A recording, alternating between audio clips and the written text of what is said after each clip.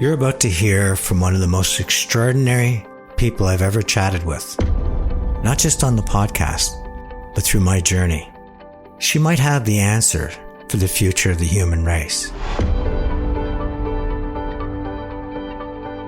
As a young girl, she had to deal with the tragedy of losing her older brother, spending 1,200 days on the wrong side of genocide, and all the horrors that came with it. Bosnian Muslims stood in the way of ethnically clean Greater Serbia. So one of Serbia's key military and political goals became the ethnic cleansing of Bosnian Muslims. I was one of those Muslims. She's made it her life calling to look at what causes us to hate each other.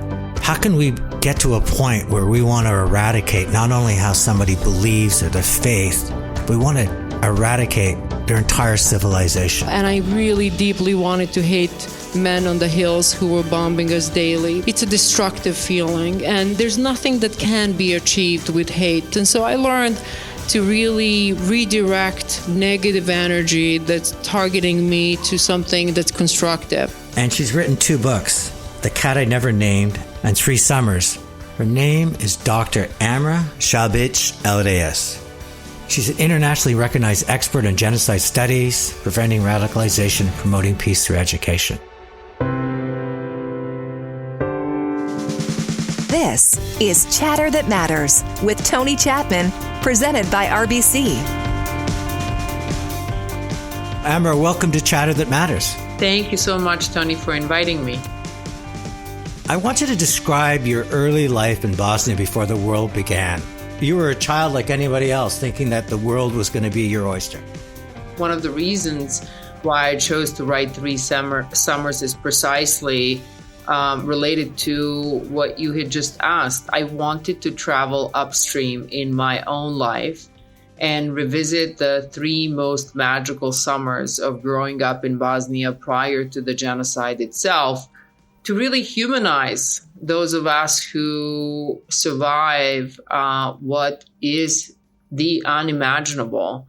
I had a beautiful family. My father himself lost his father who fought fascism against fascism during World War II, my father Mehmet grew up in an orphanage, didn't even have a pair of shoes when he walked into the orphanage for the first time. And then my mom, who was an educator who loved to educate us about history and geography. I had 2 brothers, Amar and Dino.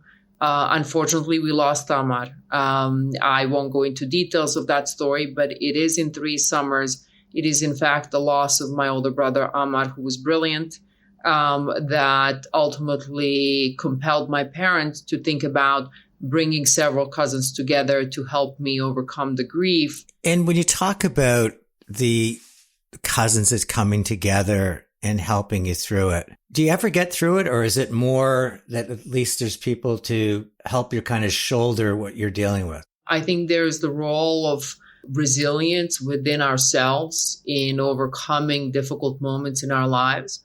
But that resilience is not singular. It's not one-dimensional. It does involve community and family. And that's one of the reasons why, as a scholar now, I study what are the protective factors against hate and hate-fueled violence, and family and the values that our families instill in us are often what becomes a source of that collective resilience. You move on as this Muslim teenager, you're starting to find who you are, and then the Bosnia genocide.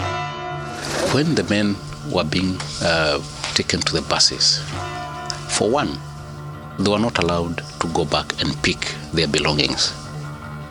So they were being put in the buses. They were forced to live out there. So they were taken towards the buses one by one, like they are prisoners of war. So how old were you when this horror unfolded? So I was an older teen at that time. I was 16, 17, 18, really growing up, and sort of this transition from being an innocent kid who is growing up and dealing with her body image of being 6 feet tall at the age of 11, which is not comfortable, to then by the end of third summer realizing that I am that other, that dehumanized, that subhuman, that is about to be targeted, but still not fully comprehending that genocide is about to happen every day, living under the siege, not knowing if we're going to survive or not knowing what comes next, not only whether I'll be alive the next morning, but what comes next in the next minute, in the next hour of my life. And so it's an intense experience. You held nothing back. Rape, torture, murder. You wanted the world to know what was happening. Why did you feel so compelled to share that? I wanted people to understand not only how awful that experience is, but also how I received it as a young girl, as a young human being who gets to learn that I am placed on a list to be potentially taken into a rape camp, or what it means for me to decide with my mom, who at that point is already injured and deaf, as a teacher, to cross one might call enemy lines and try to buy food from those who were killing us. And those are the situations that are real when one is trying to survive. But I also want to highlight the community, the love, amazing teachers, amazing parents and friends and family that helped me survive. And really inspiring people self-reflection to think about, if I hate someone, or if I feel a bias towards someone, or if I stereotype people, should we really be doing that? And Macy's the cat. Talk to me about the bond you formed with her and how in many ways she symbolized the fact that you survived 1,200 days of this horror.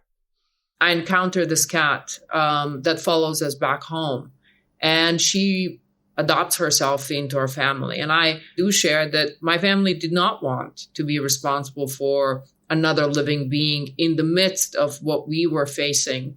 But Mati didn't care. There are a number of days that we spent in a neighbor's basement at the onset of the military siege of my hometown of Bihać. My younger brother Dino and I decided to leave the basement where we were hiding with a number of other families from bombs. We left to go see Matsi because Matsi didn't want to stay in the basement and she stayed in our home. We got there and we heard Matsi crying. We were talking to 4 of my girlfriends who invited us to walk around the neighborhood. We were very naive. We didn't know that because bombing stopped for a few minutes that we thought and hoped that means the war is over. Because of Matsi, Dino and I ran into 2 different directions to see her, to find her, because we thought she was injured. She was crying for help. And in that moment, a bomb hit and blew up to pieces 4 of my friends. I would not be here. My life would have ended on the first day of the siege of my city if it were not for an animal. These crimes were committed in little more than 1 week with a level of brutality and depravity not previously seen in a conflict in the former Yugoslavia, and are among the darkest days in modern European history. How did you manage to preserve your identity knowing that there's so many people out there trying to eradicate it? It's not an easy endeavor to be consistently on this journey of trying to humanize yourself at the time when you are being deeply dehumanized. And genocide isn't only about destruction of people in a physical sense, but it's also about destruction of religious heritage. 80% of mosques in Bosnia were destroyed or damaged during the genocide. It is also about destruction and targeting of schools and the libraries. What helped me is actually writing the stories like The Cat I Never Named in 3 Summers. I didn't write The Cat I Never Named right after genocide and the war. It took many years of really working on being able to verbalize one's own story. When I came to the United States, I didn't speak English. I spoke English only to the extent of what I could teach myself. while living under those conditions. So you can imagine, a young girl memorizing English words from an old dictionary that my dad used when he was trying to impress young girls he would meet on the coast of Adriatic Sea in Croatia when he was a college student. How do I interrupt this cycle of hate? What is it that I can do? And for me, storytelling is a powerful way to humanize the othered and end that cycle. Your dad had shared a lot about orphanage and not having a pair of shoes. And I have to imagine a lot of that roared through you. You did the same with your daughter. You had her very involved in writing the book. And how was that experience? Because, it wasn't easy reading. It wasn't easy writing. There's no way of overcoming something as traumatic as genocide. You just learn how to live with it because it is what defines ultimately your future journey and trajectory. It's not something that I can separate from who I am today. I don't know who Amra would have been without that experience.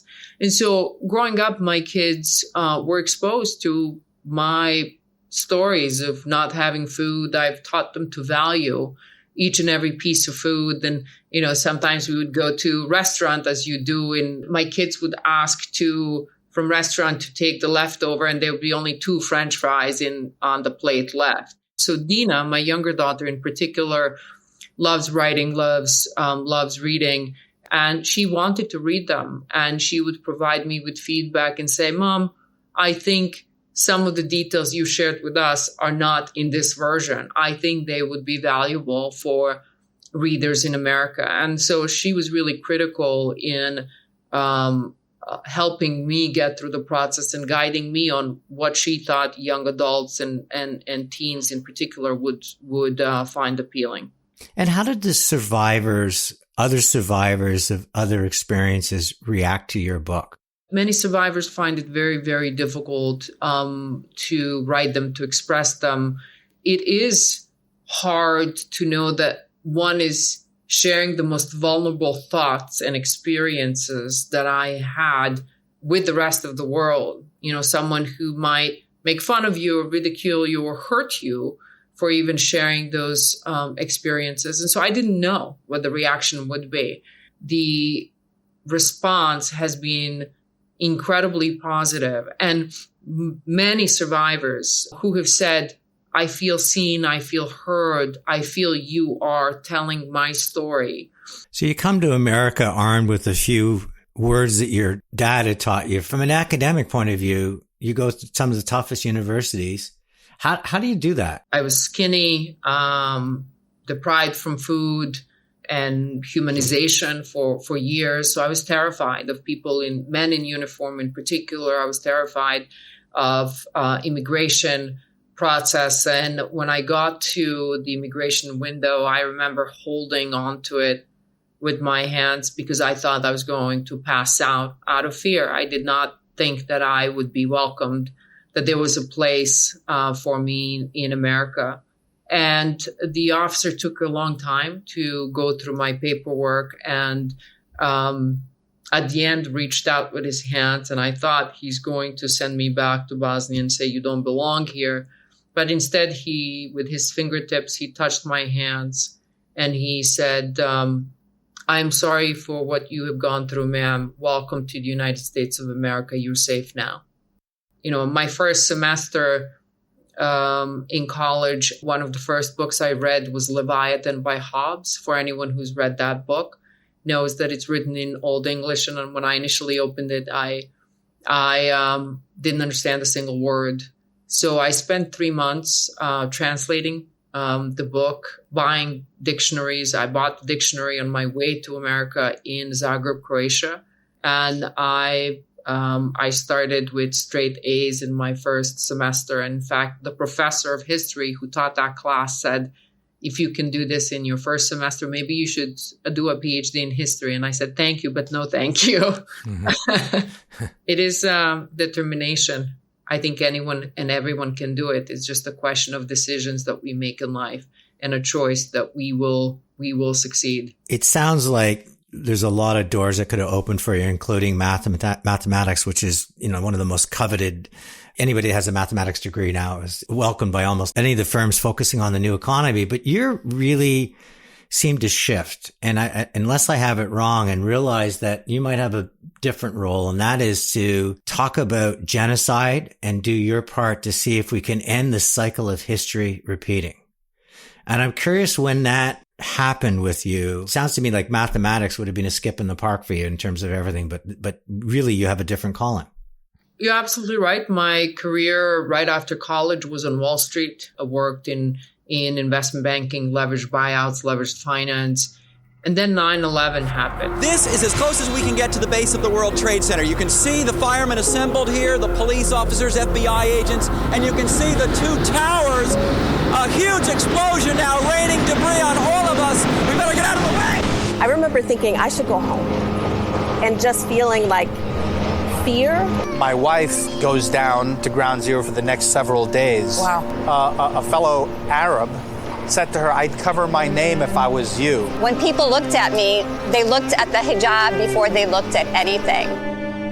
That was a turning point for me because as a Muslim woman, I got to hear this view of 1.8 or 9 billion Muslims in the world are all terrorists. And that was extremely painful for me to receive. And it did raise a question for me, what is really my purpose? And I recognized that because I had access to education, I was able to achieve what I had achieved at that point. But it was very selfish approach to life, and that my purpose should be to, one, enable others to access education, and two, educate people about various assumptions that we make about one another that can lead to acts of violence and all kinds of forms of extremism. So some of my work today, and I would say really all of my work today, is focused on prevention. I've always said if we could just realize that we're all one human race, so much would disappear. But, those who seek power, either through religion or through profit, seems to continually tear it apart. And I think it's just a handful of people. I might be so naive, and that's why I wanted to talk to you. I might be so naive to say somehow or other we let a handful of people capture this power. And in doing so, we suddenly have the narrative that 1.8 billion Muslims are terrorists. Why does that happen? And is there anything we can do to stop it from happening? People actually don't begin to hate or radicalize because they have this facile desire to just kill or hurt or harm someone. It usually starts with a lacking sense of belonging, feeling displaced through narrative, through curriculum, through storytelling in educational spaces or in our mainstream society. So they don't begin with the intent to harm someone else. They begin with desire to be seen, to be heard, to have their grievances addressed. Because we know when people feel a sense of belonging, they're happy in that community and they want to be part of the community, and they're not thinking about inflicting violence on anyone within their community. So if we can build a sense of belonging for everybody, that means we can protect everyone in our society from hate-fueled violence. This is something that we haven't focused on, unfortunately, in education, in media. If hypothetically speaking, if I wanted to be interviewed by some big news agency, I would have to come in with some kind of scandalous news, right, to get the attention. And I think our society has been structured from education to media to political narratives to build itself on this narrative of us versus them, because that narrative mobilizes people's emotions. However, it mobilizes people's emotions in a negative way. And I fear that. And I fear the silos we've created on social media, we've created in social spaces. Because if I don't like someone today, I don't have to ever speak with them.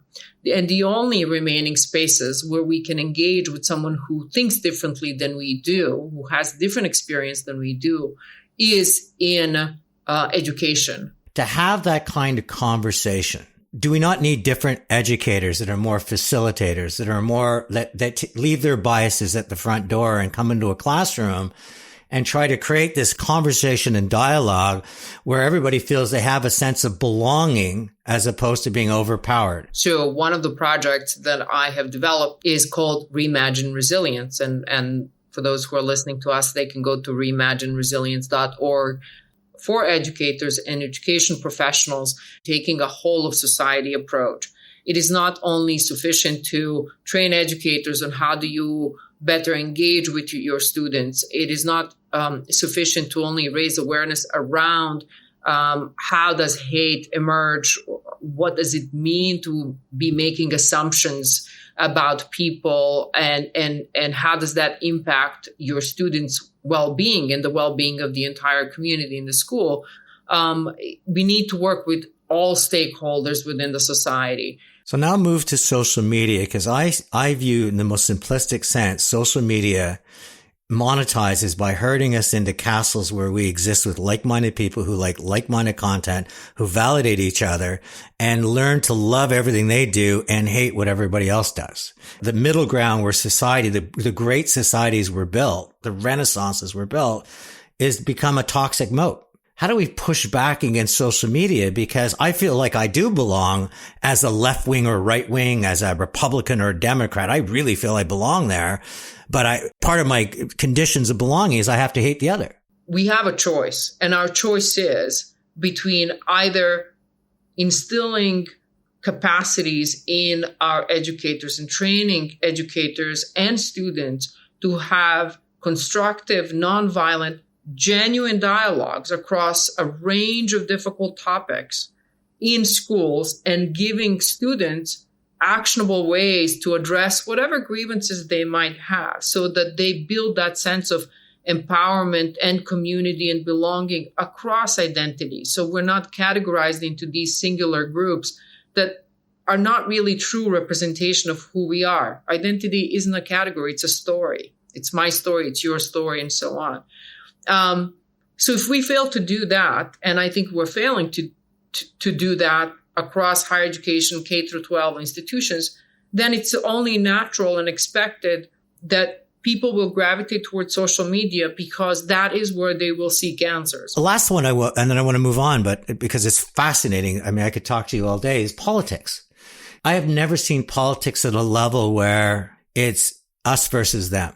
Is that just because that's all I'm seeing? Or is that, you think, it's really steeping into what democracy has become, which is about the more I get you to hate the other person, the better my chances are being elected and being in power? I'll give you an historic example of understanding the rise and fall of the Islamic Empire. During the golden age of Islam, there was this incredible welcoming of all forms of knowledge. There was an institution called House of Wisdom, and House of Wisdom welcomed scientists of all backgrounds, all faith backgrounds. Didn't matter whether you were Muslim, Jew, or Christian, you were welcomed to produce scholarship. And there was an immense focus on advancement through understanding, through learning.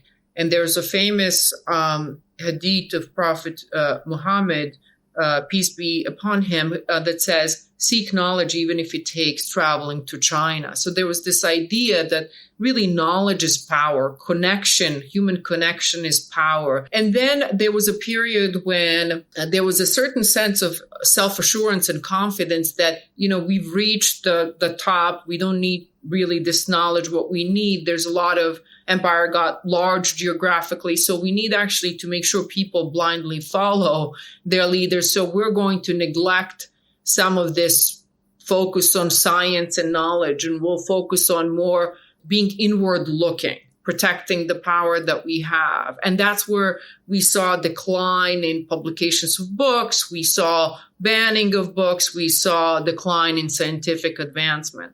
And so looking at historic examples really signaled that any time we become limited by this view of us versus them, and the world becomes binary, and the world becomes about banning the narratives or banning books or limiting scientific progress. We saw what happened during COVID-19. People who believed in this or not believed in that, and believed in science or didn't support science. I think we are walking a very dangerous line. We come back, Dr. Amra Sabic-El-Rayess shares more of her thoughts on what we can do to make this world a much better place. And then my 3 takeaways. Hi, it's Tony Chapman. Investing in Canada, well, that matters to RBC. $500 billion in sustainable financing to combat climate change. $500 million for Future Launch, a 10-year program to prepare youth for the jobs of tomorrow. Helping to discover the next generation of Olympians, artists monetizing their talents, women entrepreneurs pursuing their dreams, supporting mental health, and so much more. Investing in Canada, well, that matters to RBC. With this question of how does hate emerge, hate is precursors to violence. So when you have hate narratives that are adopted in various spaces in our society, whether it's social media, traditional media, educational spaces, formal, informal spaces, Thanksgiving dinner tables, that feeds the actual act of violence. How do you begin to change that narrative? You begin to change it through interventions in the classrooms. You're listening to Chatter That Matters with Tony Chapman, presented by RBC. Joining me today is Dr. Amra Sabic-El-Rayess. And instead of her heart filled with hate because she was on the wrong side of the Bosnian genocide, she's chosen to fill it with love and to use her intellectual prowess and her platform to wake up the world and say we're all part of one human race. How do you respond to contemporary genocide denial? Like that didn't happen. This sense of just lifting up a carpet and sweeping it under the rug. And in doing so, we continue to go to this flywheel of history repeats. I would say, as a genocide survivor, I have lost capacity to feel hate. So even if someone denies my existence, my experience, what I feel is deep sense of pain and sadness. And I think of everything that could pain one who has survived worst atrocities that humankind can inflict on itself. The hardest is denial. The hardest is denial because it reinforces that pain of not being seen, heard, or treated as a human being. I think for those of us who speak out on our own experiences, it's really important for all of us to demonstrate respect for those who have gone through hardships. And I'm not speaking here just about my own experience, but experiences of millions of other people who have been around the world targeted for who they are. We have to offer a sense of respect and view their credibility as equal to our own. As an American now, as someone who's a faculty member at Columbia, who is an author, who is successful, I have the privilege of credibility, of being invited to have a conversation with you. Millions of others will never have that positionality.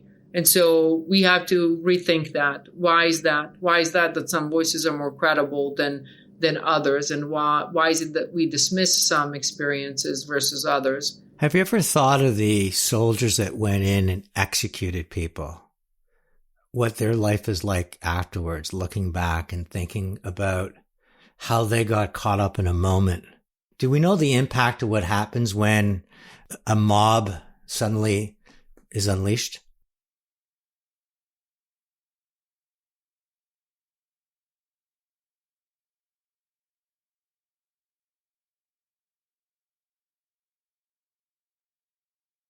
And what we know, certain parts of the brain that signal empathy light up when we engage with someone who we think is part of our in-group versus those who we perceive as part of the out-group. And I think that is what enables ordinary people. In 3 Summers, I talk about my own uncle, who was a Serb, who was married to my aunt, who was a lieutenant in former Yugoslavia's army, which became de facto Serbia's army. So it was my own uncle who partook in the army that ultimately committed genocide. In a lot of my trainings, I talk about typology of hate-fueled violence. And to me, I see it as a tree. The branches and the leaves is the physical manifestation of violence that we witness, whether it's killing of George Floyd as a black person on an American street, or it's placing a girl like Amra into a rape camp in Bosnia in 1990s. I'll tell you just quickly that I did engage in research project specifically working with former soldiers who partook in the Bosnian genocide. And in fact, I was asked to work on a project to help them reintegrate into the society post-war. At the time, I reserved the right to potentially withdraw, if I felt that I could not see them as human beings, because I didn't really know. I didn't know until I came face to face with some of these individuals, whether I would want to help them or quite frankly, harm them in some ways. And there was one soldier who wanted to become a farmer. He was not highly educated. He wanted to obtain a cow through this particular reintegration program. I tried to help him navigate the system, and he obtained this cow. And then he called the office that I was in Sarajevo, and he was falling apart on the other line. And he wanted to know, why did I help him? How could I help him? Because the things that he's done to people like me are things that give him nightmares every night, and he cannot sleep. And me helping him made it worse. So he wanted to understand, why was I kind to him when he was so inhumane to people like me? And I told him, that is your burden to live with for the rest of your life. It's not mine. And I'm glad that I didn't feel sense of hate. If anything, I felt sense of pity, that is the life you have to deal with. You have to deal with yourself as a human being for the rest of your life and examine your own actions. And so I don't know if that's representative of many people. I think most people continue to morally justify, this had to be done because of this goal, higher goal, because my kind is better than your kind, and those kinds of narratives. But ultimately, everybody has to go at night to sleep and wonder, what have I done to another human being? And am I okay with that? I always end my shows with 3 takeaways. And the first one I'm going to say is that for people to take things personally, you have to personalize it. And that really is narrative and storytelling. And what I learned from you is how important that storytelling was for you to just survive those 1,200 days with your poetry. Later on, to sort of compartmentalize it with your daughter in terms of writing your first book. But also the stories can go for or against us based on the narrative. Storytelling and personalizing and feeling it and seeing it is so important. The second thing that I really took away is the importance of belonging.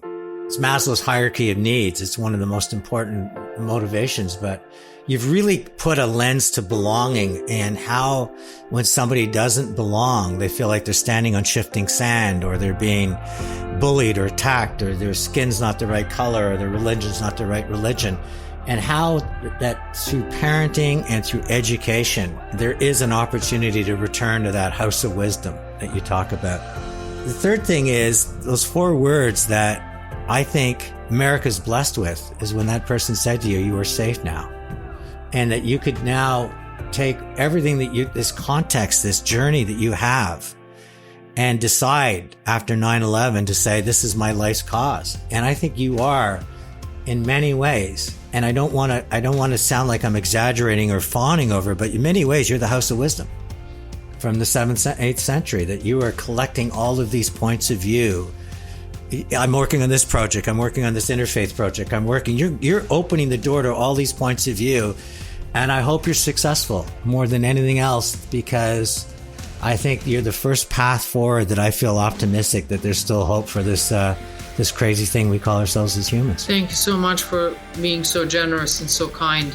I think that I did not survive genocide to serve myself, but really to serve humankind in whatever capacity I can.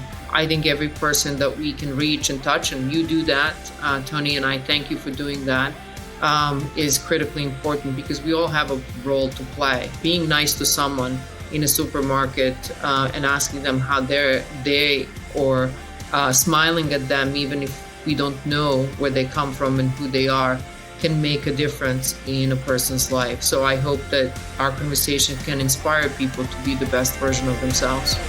Chatter That Matters has been a presentation of RBC. It's Tony Chapman. Thanks for listening. Let's chat soon.